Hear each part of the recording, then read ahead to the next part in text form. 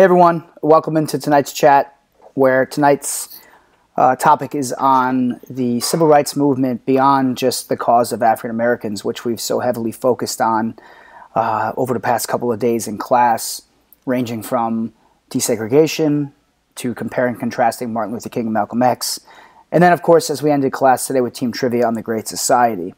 But it's important for us to recognize that the Great Society, especially Lyndon B. Johnson and Congress's dynamic civil rights initiatives and legislation, the civil rights movement and the Great Society programs all sort of expanded and opened up further beyond just African Americans.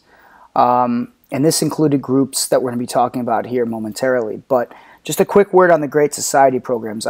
These are not to be memorized. These are not for you to have to know the ins and outs of every single one, but you really should just have a greater appreciation for how that is, as I said in class today, again, but to reiterate, a continuation of what was started in the New Deal under Franklin Roosevelt, and that is the evolution of America as a welfare state.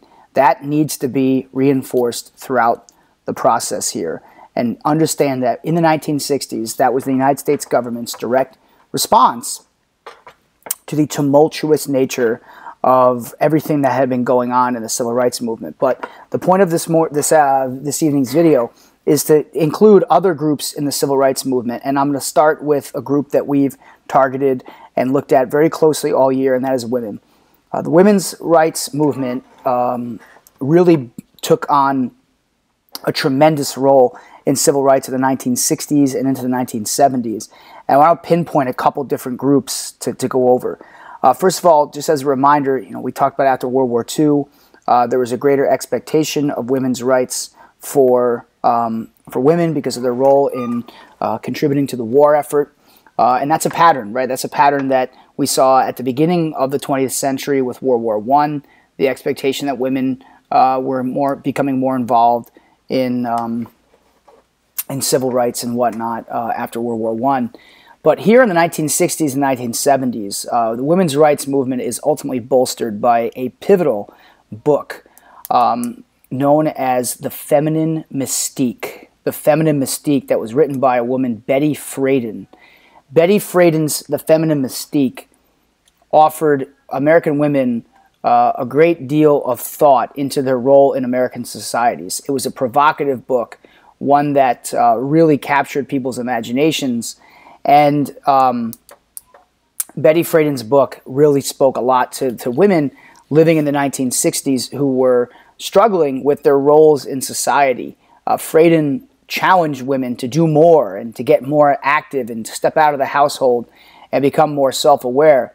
Friedan, by the way, was somewhat of a celebrity because of the book, and she was also a big founding member of a female rights organization called NOW, which was the National Organization of Women in America.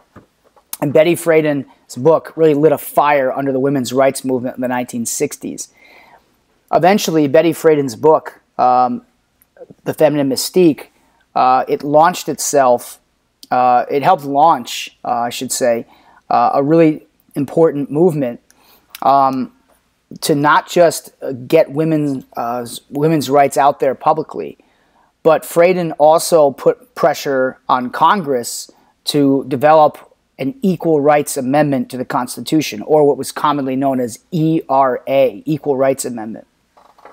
The Equal Rights Amendment would have brought equal rights between men and women across the board in all areas of life.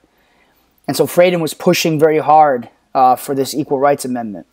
Now, conversely, on the other side of the coin were a lot of traditional conservative women who were actually women's rights activists that were opposed to the Equal Rights Amendment. Now, you may say that seems kind of conflicting, right? How could we have women wanting to go against the Equal Rights Amendment? But a lot of traditional women didn't want to see women have shared bathrooms, didn't want to see women, potentially be drafted like men were being drafted for the Vietnam War, something we'll talk about in class tomorrow. So women were rejecting the Equal Rights Amendment, and they fought against the Equal Rights Amendment. And the leader of that movement, who was a women's rights activist, was Phyllis Schlafly. It's kind of an interesting name, but Phyllis Schlafly. So you have Phyllis Schlafly on one side of the coin, and then you have Betty Friedan on the other. And together, they both were women's rights leaders, and they both wanted different objectives, kind of like Malcolm X and Martin Luther King Jr. Phyllis Schlafly led the Stop ERA campaign, a campaign to end the movement for the Equal Rights Amendment, which ultimately was successful. There is no Equal Rights Amendment to the American Constitution. But Friedan's movement, and now, would continue on fighting the cause of bringing greater rights for women. And arguably the most transformative women's rights movement in the 1970s came in the early decade when abortion rights were granted by the Supreme Court in a pivotal Supreme Court case, Roe versus Wade. In 1973, the Supreme Court ruled that under the 14th Amendment, women have the right to abort a pregnancy. And this was one of the most controversial Supreme Court cases and remains to be to this day. But in the era of women's rights in the 1960s and 70s, the progression from Betty Friedan's book and the pressure to pass ERA, and despite opposition from traditional women's rights groups such as led by Phyllis Schlafly and the Stop ERA movement, ultimately the progression is to the point where women were granted the right to abort a pregnancy by the Supreme Court in 1973. So a really, really significant progression of women's rights occurred in the 1960s and 70s. I also want to talk about Latino and Hispanic rights.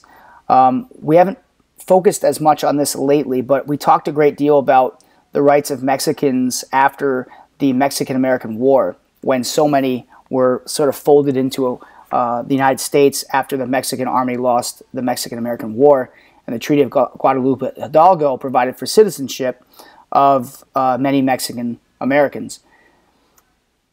In the 1960s and 70s, though, Mexican Americans seized the opportunity to also shed light on their civil rights issues. And some leaders that I want you to be aware of in the Mexican American and Hispanic civil rights movement. One was a union worker who organized farmers in the American Southwest, Cesar Chavez. Cesar Chavez is a name that resonates very strongly here in Arizona because a lot of Cesar Chavez's work affected Mexican Americans here in Arizona, but also California. Cesar Chavez organized labor unions of agricultural workers, many of whom had come to the United States thanks to the Bracero program that was started during World War II. And Chavez, like other labor union groups, would organize strikes to better improve the lives of Mexican American and Hispanic laborers, who worked especially in the agricultural industry. So Cesar Chavez played a significant role in that movement. You also have Dolores Huerta, who led a strong movement of Hispanic American women known as the Chicano Movement. And the Chicano Movement was bringing greater awareness and greater attention to the rights of Mexican American and Hispanic women. And so these two groups are good ones to have on your radar to look at civil rights outside of just African Americans in the United States. There also was the increasing LGBTQ civil rights movement that was occurring in the 1960s. And one of the pivotal moments of that movement came in 1969, where a riot broke out outside of the Stonewall Hotel in New York City, which was a known place where many members of the LGBTQ community would frequent for fun and nights out or whatever. Police broke up the scene. They arrived on the scene at the hotel. They arrested many people, and this led to violence erupting in the streets of New York City. And one summer evening in 1969, and the Stonewall riots triggered massive nationwide LGBTQ community activism. So that's definitely one of those events that I would have on your radar, the Stonewall riots. That was a pivotal turning point in the LGBTQ community. So far, I've mentioned women, Mexican Americans, Hispanics, and members of the LGBTQ community. The last part I want to bring up is sort of it's kind of a sneaky way for me to bring this in to the Fireside Chat. It's not necessarily civil rights of people, but it's rights of the environment. And in 1970, the United States held for the very first time Earth Day.